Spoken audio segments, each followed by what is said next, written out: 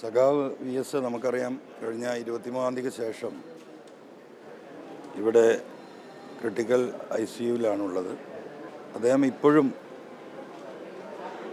നല്ല രീതിയിൽ മെഡിസിനോട് പ്രതികരിക്കുന്നുണ്ട്. ജീവിതകാലം മുഴുവൻ ഒരു പോരാളിയായി, കേരളത്തിലെ മുഖ്യമന്ത്രിയായും ജനത്തിനാകെ മാതൃകയായ പ്രതിപക്ഷ നേതാവായും അദ്ദേഹം പ്രവർത്തിച്ചത് നമുക്കറിയാം. 2011-2016 കാലഘട്ടത്തിലെ കേരളത്തിൻ്റെ പ്രതിപക്ഷ നേതാവായിരുന്നു അദ്ദേഹം.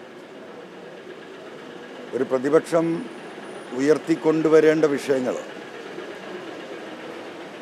സാധാരണക്കാരായ ജനങ്ങൾ അനുഭവിക്കുന്ന വിഷയങ്ങളോട്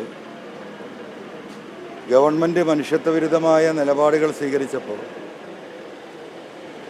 അതിനെ അതിശക്തമായി ചോദ്യം ചെയ്യാനും അത് തിരുത്തിക്കാനും 82 വയസ്സിൽ അദ്ദേഹം മതികെട്ടാൻ മല കയറിയതൊക്കെ കേരളത്തിലെ ജനങ്ങളെ സംബന്ധിച്ചും കേരളത്തിലെ പ്രതിപക്ഷ പ്രവർത്തകരെ സംബന്ധിച്ചും മാതൃകയാക്കേണ്ട പ്രവർത്തനം നടത്തിയതാണ്.